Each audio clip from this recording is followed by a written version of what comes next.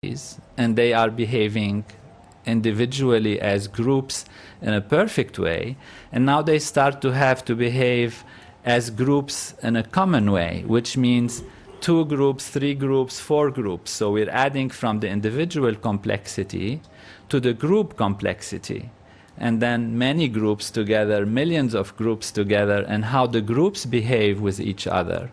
And all of this is different levels of the reality of complexity rising to lead to more fun, because the one single toy wasn't so interesting. Now the expression of all the possibilities that are available with all so many angles is making life more interesting. So all of creation is a story of silence. It's a story of that wholeness, of that totality, which expresses itself in so many multitudes of organized structures that when they are behaving together in a full integrated way, they create a harmony and they create a melody and a symphony of life, which is a story of life, the story of silence, the story of what silence is.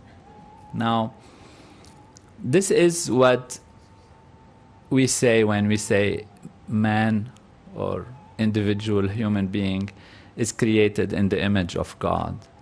It means that the totality of all the laws of nature that could manage any situation under all circumstances is already available within us. It is available to us. It is available to us in all the levels of our reality. It's available to us in our consciousness, the unified field. It's available to us in every DNA of our body. It's available to us in every cell of our body. It's available to us in our physiology as a whole. It's available to us in our cosmos and the cosmic nature of life. So when we see these toys behaving together, or these individuals, their behavior reflects the laws that are inherent within them. And the movements they create, the flow they create, is the expression of these laws. So the flow, the melody, is the expression of these laws. Maharishi tells us that this melody is available in Veda and Vedic literature. The total sounds of the Veda are just the expressions of the laws of nature in a vibration, in a sound form.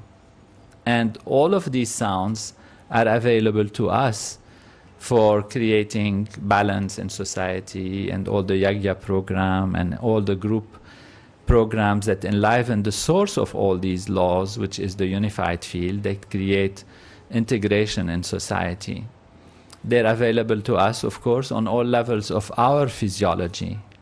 So here the freedom is absolutely infinite, because everything is according to what you want. That's what freedom is. I want to be free to act according to the way I like. What is the way you like? The way you like is based on what you are, who you are, how you're built, how your system is. So let's see what is building you, who you are, what you are.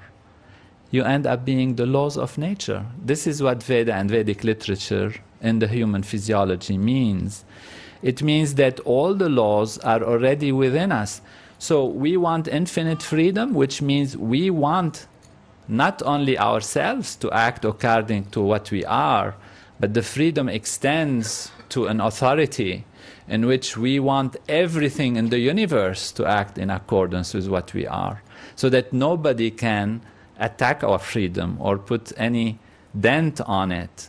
We want the whole universe to be acting in accordance with us personally and individually. That is more even than individual freedom as it is, could be conceived. This is really individual freedom on a universal level. We want to be the master of the universe. And to be the master of the universe is a reality which is very simple. Just go back to the self. Go back to the self. That is where going back to silence, going back to being. Going back to what we are gives us infinite freedom and makes us master of our destiny, so that the whole universe comes together to fulfill our desires, to fulfill our goals. So that is the supreme revival of knowledge that Maharishi brought with Gurudev's guidance and teaching. And that is that every one of us, of every race, of every tradition, whereas we're living some cultural values here and there and this and that because of the nature of things, because of the environment, we have our own traditions. Yet within us we are totality. Every one of us is wholeness. Every one of us is perfection incarnate. We are made in the image of wholeness, of totality. We are divine. And so let's go back to ourselves. That's the simple knowledge, simple reality. Go back to the self, go back to the self. The self is infinite silence, as Maharishi beautifully says, with infinite dynamism. A lively silence, which means a silence that is not a dead silence. It's a silence that's dynamic, that's silence that tells its own story through its dynamism. But if you lose the silence, then you become something else. So if you lose that infinity within you, if you lose the touch of who you really are, which is divine, then you become less than that. And then your freedom actually gets dented, because you think things are happening not the way I want them. And the reason is because you are not yourself. You are something confused, stressed, or tired, or in fear. And based on that, you identify yourself with something, and you see life not behaving towards you, or not allowing you to behave and to choose the best possible things that you think you would like to have. So your definition of freedom is actually something that is against you, because you've lost your real self. You are working for something which is not really you. You are aiming and desiring things which is not really what brings you the best possible thing. What's the solution? Go back to the self. Go back to who you are, and not only you will be able to fulfill your desires, the whole cosmos will come together to fill your desires, because the cosmos is built according to how you are built, to what you are. Or you can say you are built according to the cosmos also, if you want to be a little modest. So in that sense, it really doesn't make a difference. Vedo ham, I am the Veda. Aham brahmasmi, I am wholeness, I am Brahman, I am totality. Man was created in the image of God. The kingdom of heaven is within you. That is the promise of Satyuga on the individual level and for society, because as a group of enlightened, we get an enlightened, invincible society.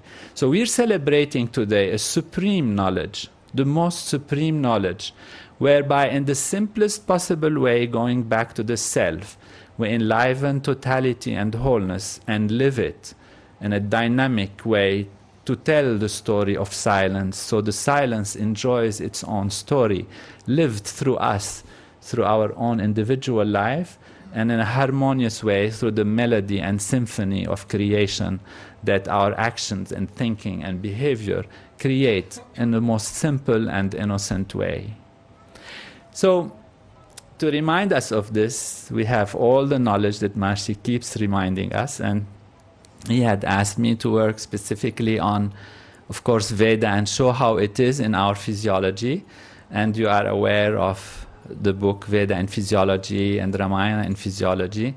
And I have thought to bring this knowledge on these different levels of the reality, because the very most basic level of our intelligence that constructs of our physiology, of course, from the unified field, we go to the molecular level. It's the DNA.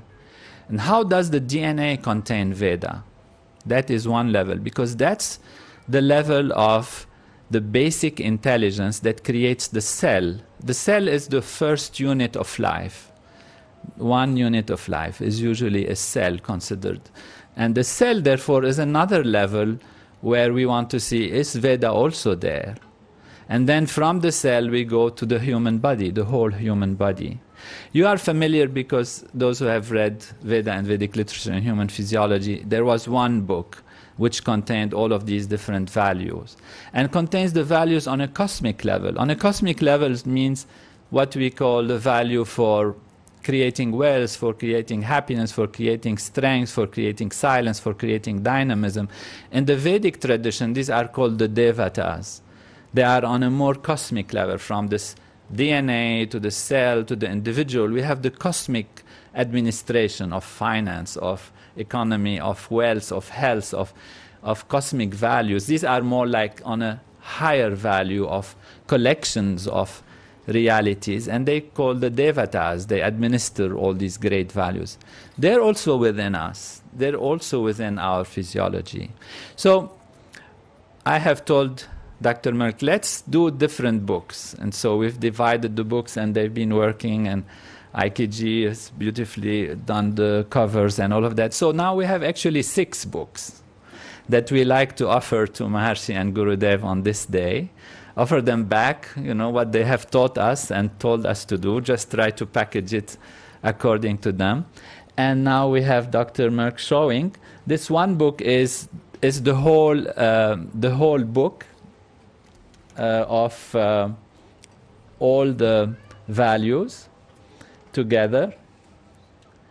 And then he has a book which we have Veda and the human body and the physiology, just the body itself, the different parts of the body, the organs, the organ systems, on that more expressed level. And then we have a book on the cellular level, how Veda is actually in the cell. And so Veda and the body, Veda and the cell. And then in the DNA, another book, how Veda is in the DNA.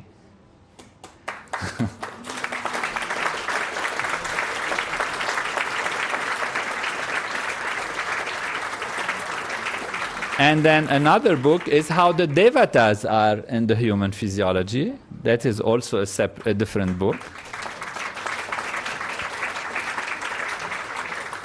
And then another book just harnessing the full potential of natural law, how all of this is actually a practical reality, and how it leads us to live life in fullness in all fields of life. So here we have all...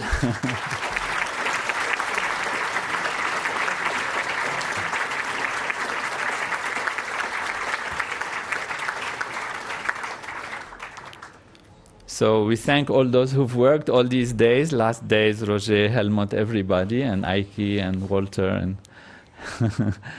and we present this to Gurudev on this day and to Maharshi.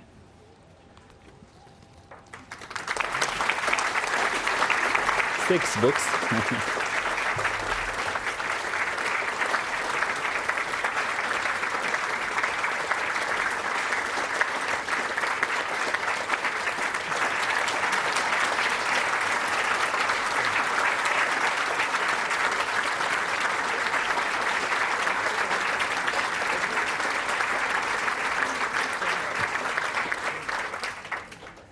It just tells the story that we have learned from Maharshi and from Gurudev, that we are everything.